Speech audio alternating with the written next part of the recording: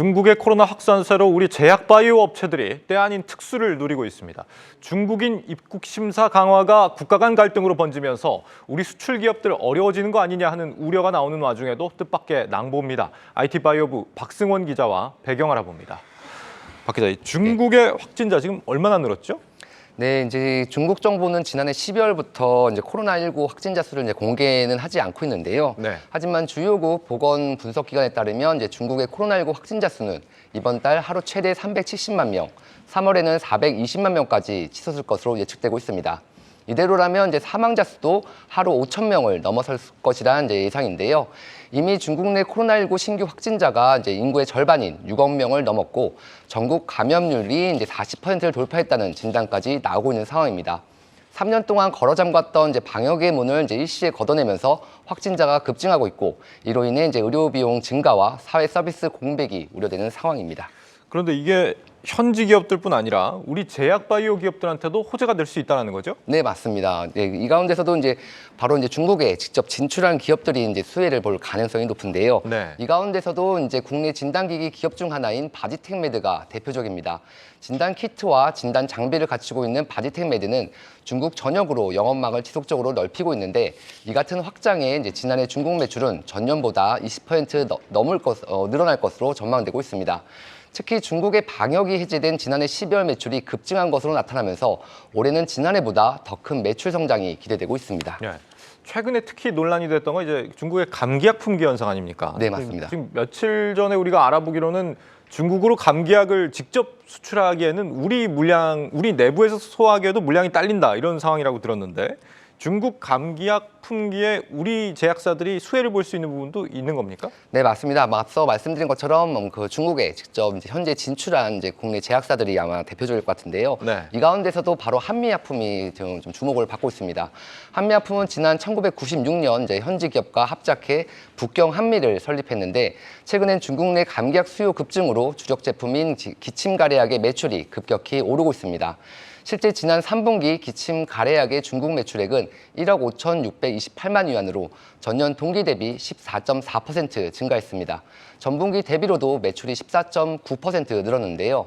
이미 지난 2021년 베이징 소재 공장에 실업체 생산 라인을 증설한 가운데 자동화 물류 창고까지 완공한 만큼 감기약 수요 폭증에 충분히 대응할 수 있을 것이라는 분석입니다. 일양 약품도 중국 현지 합작법인을 통해 이제 해열 진통 주사제 등을 생산해 판매하고 있는 만큼 중국 내 코로나19 확산에 따라 매출이 늘어날 것으로 전망되고 있습니다. 네, 현재 합작법인이 있는 경우가 있었군요. 한미약품, 일양약품. 또 주목할 만한 제약사 더 있습니까? 네, 이제 앞서 언급한 이제 한미약품을 비롯해 이제 JW 중해제약, 국제약품 등도 이제 수혜가 예상됩니다. 네. 감기약과 더불어 이제 중국 내 항생제 품귀 현상이 돌면서 항생제를 생산해 수출하는 이들 기업들이 이제 부각을 받는 건데요. 실제 한미약품의 경우 이제 항생 주사제를 국내에서 생산해 중국으로 수출하고 있습니다. JW 중해제약은 지난 2006년, 국제약품은 지난해 4월 중국으로부터 항생제 판매 허가를 받은 바 있습니다. 이 외에도 이제 동성제약 역시 이제 중국 시장 공략에 나서고 있는데요. 중국 최대 온라인 플랫폼 알리바바의 쇼핑 플랫폼인 티몰 브랜드 간의 이제 동성제약관을 이제 론칭하며 국민 상비약으로 불리는 이제 정로환을 판매하고 있습니다. 감기약과 항생제, 진단기기 업체들이 중국에서 활약을 하고 있고 혹시 뭐 다른 분야도 더 있습니까? 네, 이제 보툴리눔 톡신과 이제 필러 그리고 임플란트 등 이제 의료 미용 분야에 대한 기대감도 커지고 있습니다. 네. 이르면 오는 3월 중국의 대유행이 정점을 기록한 후 확산세가 가라앉을 경우 미용 의료 관련 제품의 소비 회복 기대감이 높아질 것이란 관측인데요. 미용 의료 업체 가운데선 휴젤이 대표적인 수혜 기업으로 꼽힙니다. 보톡스와 필러 업계 가운데 이제 중국 시장에 공을 들인 휴젤은 톡신과 필러 제품을 이제 중국에서 모두 정식으로 허가받은 국내 유일한 기업입니다. 지난 2006년 중국 시장에 뛰어든 후 이제 현재 중국 1위 임플란트 업체로 자리매김한 오스템 임플란트 역시 이제 수혜가 예상되는데요. 지난해 3분기 누적 중국 내 매출은 2,281억 원으로 이미 2021년 전체 중국 내 매출을 이제 넘어섰습니다. 전체 매출에서 이제 중국이 차지하는 비중도 27.3%에서 38.8%로 늘어났습니다. 그리고 이제 오늘 이제 오후 3시 반쯤 발표가 하나 있었는데요. 네. 오셈 임플란트는 이제 중국 물량 기반 조달, 이제 즉 VBP 입찰에서 이제 49만 1,090세트를 낙찰받아 입찰에 참여한 기업들 가운데 가장 많은 최단 이제 수량을 기록했습니다. 글로벌 기업인 S사의 이제 수량이 이제 2.3배에 달하는 규모인데요. 예. 그만큼 오스템 임플란트가 중국 중국 임플란트 시장에서 높은 경쟁력을 확인한 셈입니다. 확실히 지금 중국 내 코로나 유행이 다 끝난다고 하면 각광을 받을 분야들인 건 분명해 보입니다. 네, 맞습니다. 문제는 지금 한중 간의 갈등이 고조되고 있다는 거 아니겠습니까? 네. 지금 이 부분이 이들 기업에는 타격이 없을까요?